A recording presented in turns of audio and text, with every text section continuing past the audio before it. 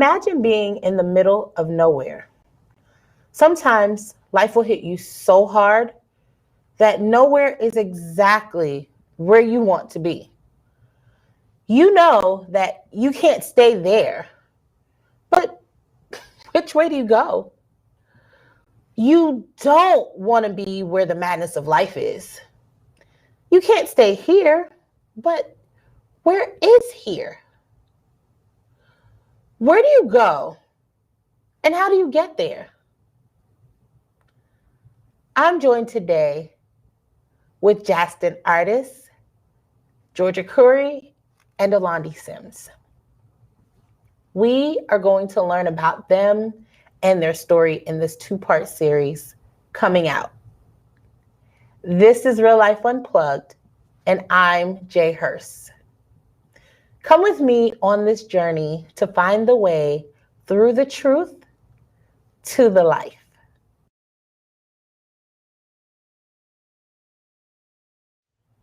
This is Real Life UnPlugged, and I'm Jae Hers. Come with me on this journey to find the way through the truth to the life.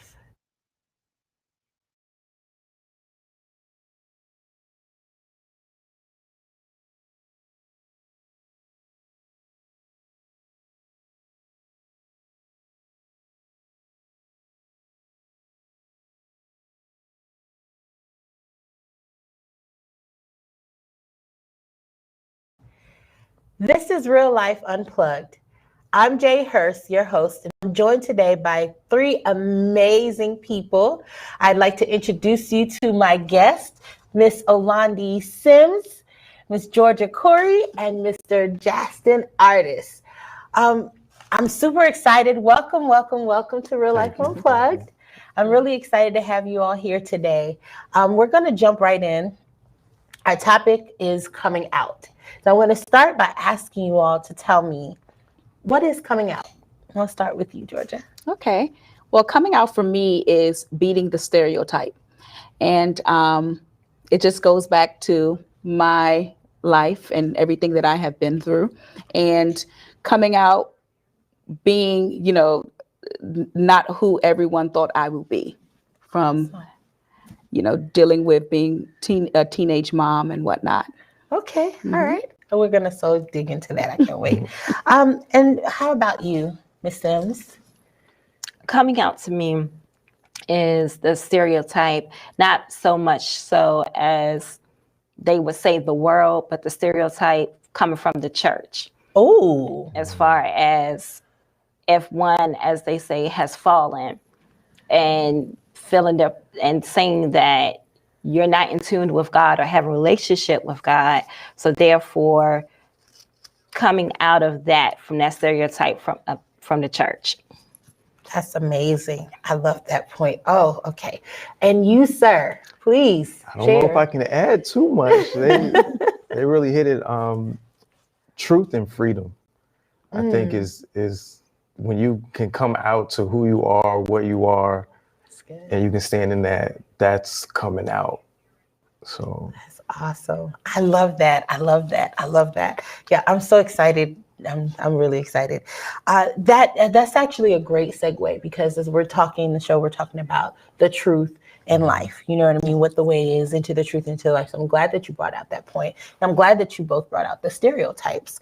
That leads me actually to what my next question was kind of like what that feels like. And I think you covered it.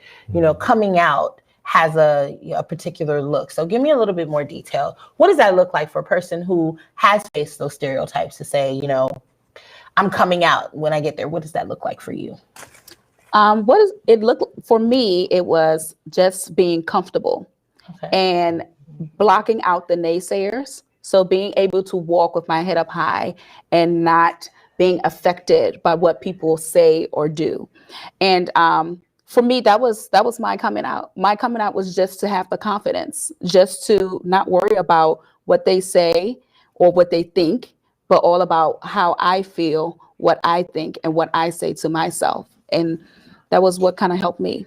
Okay. All right. Anything you all want to add to that? I want to say that the look is, I think the beauty of it is everyone has a different look about it. Okay. So I know for me, being an artist, I'm a young Black male. I'm the stereotype of what it is and what people think. And because it's centered to hip hop, you look and sound, this is what you should be. I'm none of that. So being confident in saying, okay, like she said, I'm not listening to what anybody thinks, the industry, people, church, whatever it is. I can be me and comfortable. Now it takes time, but I think each step you get more comfortable and firm and this is me. This is More this is me. self-aware. Yeah. Mhm. You know, so you can continually, it's like the more confident you're in you, the more you can block out everyone else. So That's awesome. That's awesome. You talked about the confidence, and that's actually one of the other things. In coming out, I feel like there is a role. You know, we are, to some extent, I truly believe that God has graced each of us with certain skills and abilities. So what is our role? What's our responsibility in that way for coming out? I would say the role is being obedient to God. I know that's always comes to mind first. If you can be obedient, no matter how hard, no matter how extreme it seems to you, it kind of guides everything else to fall in line. And you can kind of maneuver everything else. You know, I know for me, I might try to conquer a whole lot at one time. I'm a visionary, so I see things and some things that God shows me, I'm like, okay, yeah, I can do all of this right now. And he's, no, just take on a little bit. This little part You here, know, and so when you just be obedient to maybe that one thing, and then you can do another, and you know, so I think he kind of feeds you the more you, you know, stay true to him, what you hear, what you do, and then, you know, everything kind of works out. Sounds awesome. So it's like there's a process. Yes. There's a step yes, by step yes, before coming out. Yes. So I'm here. Most Okay. definitely. And how about you, Simms? Well, one thing I will say is that knowing who you are in Christ, and once you know who you are, whose you are, and having that love for Christ and having that self-love and allowing God to lead and direct you, because the one thing you gotta have is that faith. You gotta have faith knowing that God will lead you, guide you, direct you, and he will carry you through the process. Because a lot of times people will look to others versus solely looking to God and having that full faith and trust in him to lead and guide them through the process. That's good. That's good. I like that. You talked about faith. And I actually want to hear what you have to say to that, what you have to add to that as well. Yeah, of course, faith is always the number one thing. That's what we use to guide us. However, it goes to say that faith without works is dead. So a lot of people, they have faith, but then don't put in the work. So you can sit down, you can go to church, you can hear the pastor, you can take in what God, you know, is placing in you, but you have a lot of folks that sit on it. They don't. They do what? They sit on it. They do who? Okay. They sit on it and they don't allow to bring it out. Like they hear him talking to them, but then they're so afraid, even though they have faith, they're so afraid they still sit back and like, okay, I hear him. Yeah, he wants me to do this, but when are you going to act on it? And I think that's where a lot of us tend to, you know, we have these talents. We have things to say. We have things to do. We have a difference to make. However, we sit on it and then we don't allow other people to receive it. Wow. And so I think faith, and you have to put in the work. You know, when you receive it, put it out there. That's excellent. Help people, you know. And so, yeah. That's awesome. I love that. I'm really trying to stay calm because you're, you know, we're having this conversation, but it's kind of like you're feeding me because that's really true. We talked about in previous things, we talked about, you know, that process and what the process looks like. We talked about how healing is a part of coming out. But I love the point. I'm kind of hearing what it culminates to is there is that responsibility we have. Yes. You know, we have to take those things in stride as God gives it to us. We have to apply faith and we have to do the works because that is the scripture. Faith without works is truly dead. So I'm really, really loving that.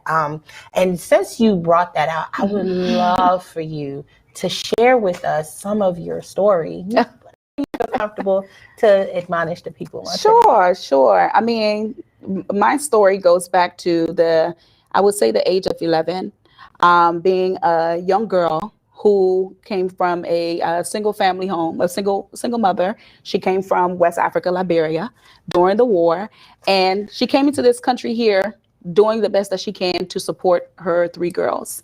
Unfortunately, because she had to do that, it left, me home to raise myself. So coming home from school, it was me.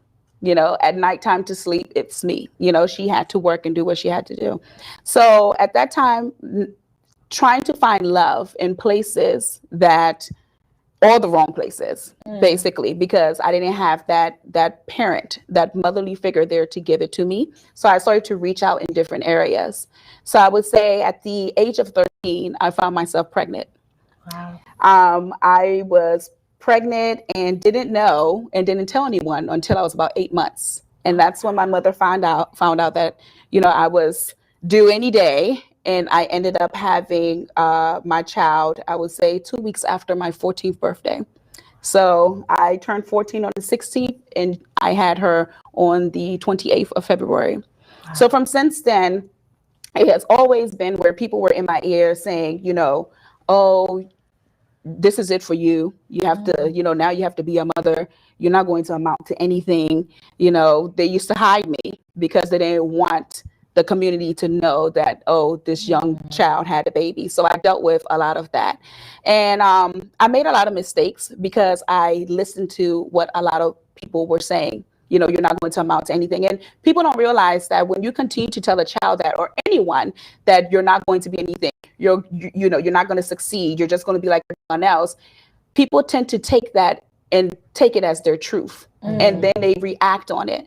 And so for the longest time, me hearing that, I just reacted on it. Okay, well, they didn't expect me to be anything anyway, so I'm going to drop out of school in the 9th grade. And that's what I ended up doing. But what do you do now? What do I do now? Yes.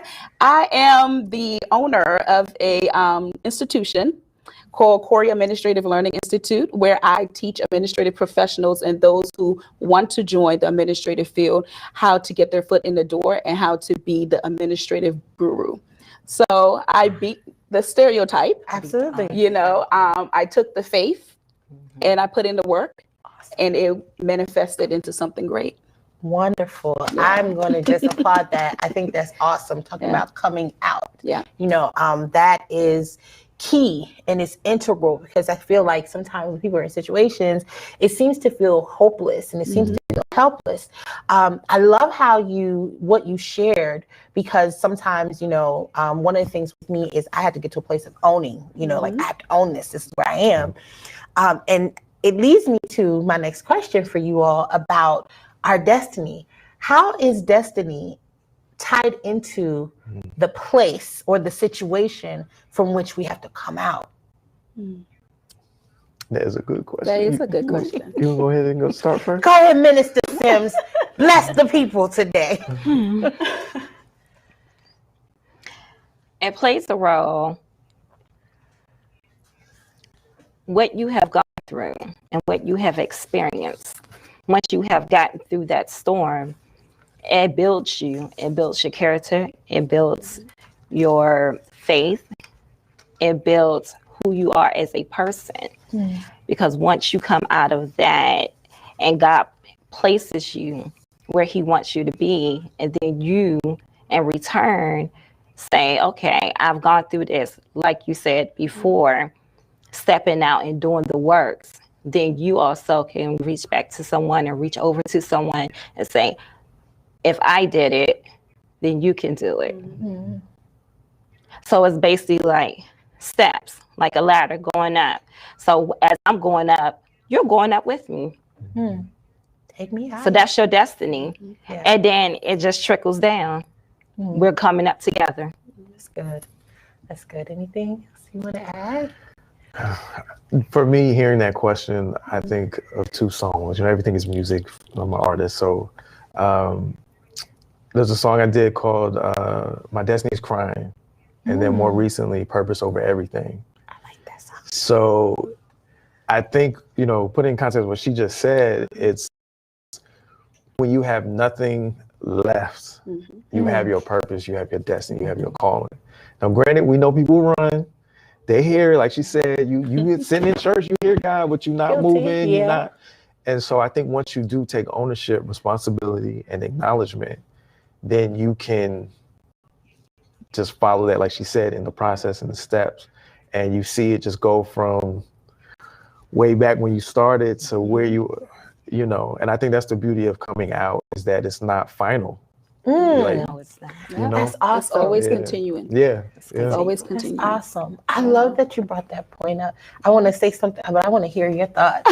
I know. I'm sitting here like taking notes. I wish I had a pen. Well, destiny, I believe, is something that when you're dealing with your own issue, you can't see the destiny, right?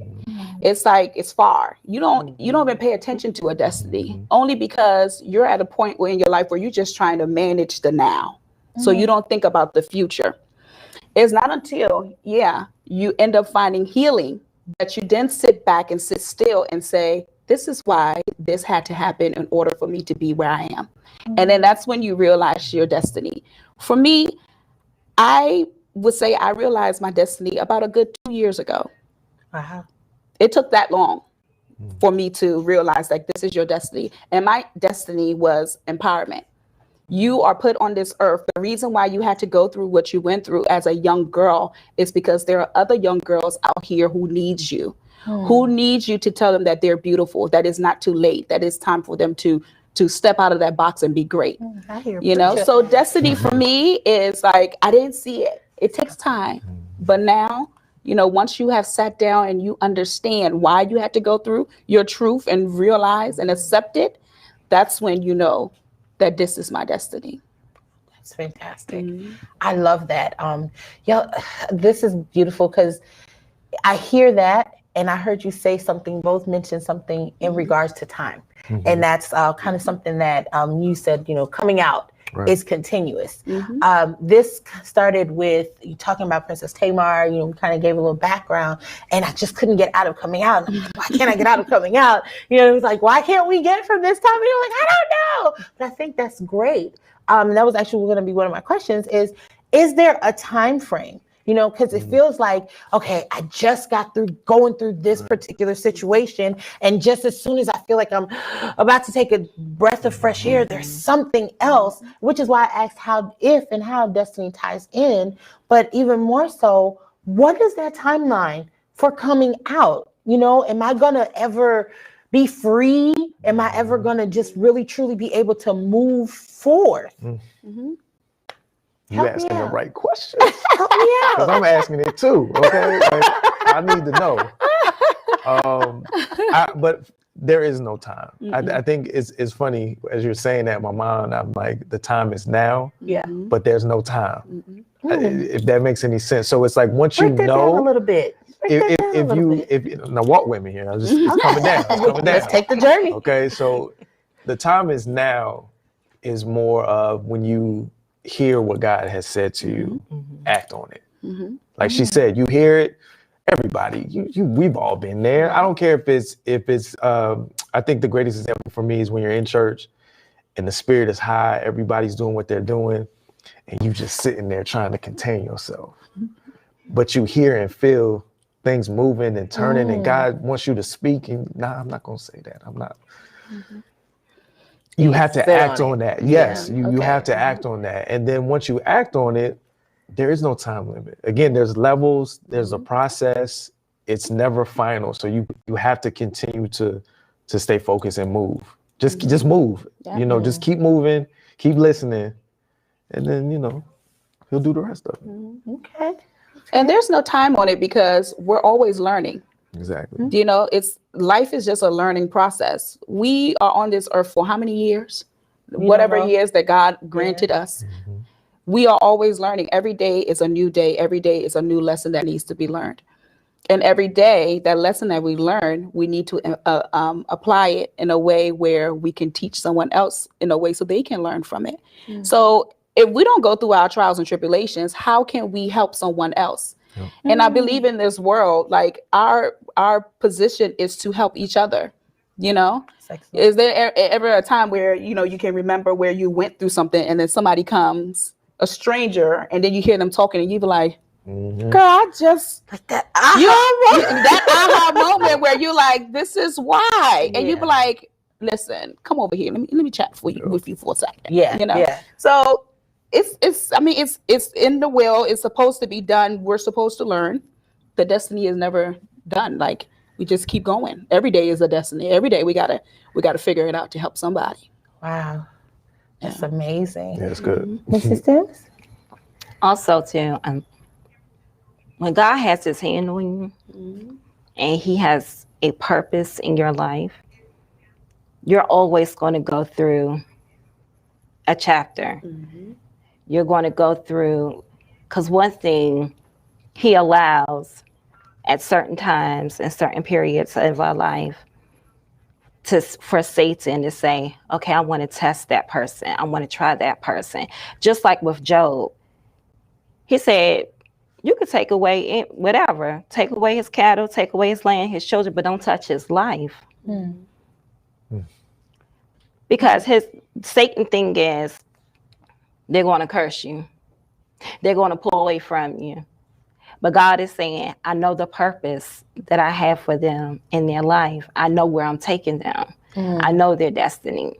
That's good. So with God's hand placed on you, yes, trials will come, tribulations will come. But how will you handle that test and trial? That's true. Stand the storm, finish the course. You have to stand no matter what, come what may. Yes.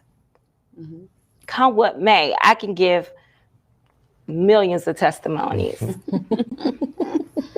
People around you, they want to see you fall because they feel like you're going to fall, because they don't feel like you're the type of person they feel like you're supposed to be. But like I said at the beginning, as long as you know who you are and whose you are, and you have that faith. Right. And it is a process, because no, we didn't always have that faith. No, we didn't always trust God. Yeah. And that's why with certain things, we did fall. But the awesome part about it is God is right there to pick you right back up. Yeah. That's phenomenal. That's phenomenal. We're going to actually wrap on that thought, that God is right there to pick you back up. Stay tuned. We're going to definitely continue this conversation. I want to close us out in a quick prayer. I really appreciate everything that you all, I think that's a great culmination. God is right there to pick us back up. Wherever we go, whatever we get from this, as we come out, as we take this journey, let's continue to remember we're not in this alone. You know, we've all said how there's a process, you know, you brought different points were brought out. We can definitely all agree living can be challenging. So there are times that you can find yourself in a situation that seems like there is no way out. The event may have even come and gone, and yet you're still bound. You might be imprisoned in your mind or in your heart, and your soul is trapped. But we definitely have been exploring how to apply and tie the principles of the way, the truth, and the life, which are the words of Jesus in John 14:6, to coming out. So we are definitely at the end of part 1. And again, I want to say a special great thanks to my amazing guests, Jastin, Georgia, and O'Londy, who are actually going to join me for part 2. There is information below on how you can reach out to us for prayer and resources. And again, I just want to say a quick prayer. God be with you, God keep you, and smile upon you. I am Jae Hers. I want you to join us again on Real Life Unplugged. Until next time, be uplifted, be motivated, be inspired, and be encouraged.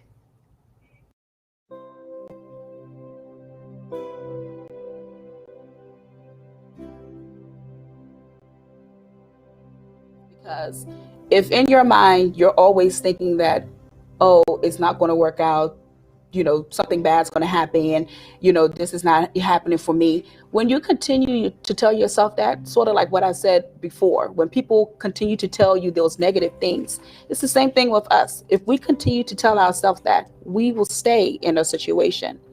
But if you tell yourself, I need to think differently, once you start thinking differently, because me too, I was in an abusive relationship for 4 years with my daughter's father.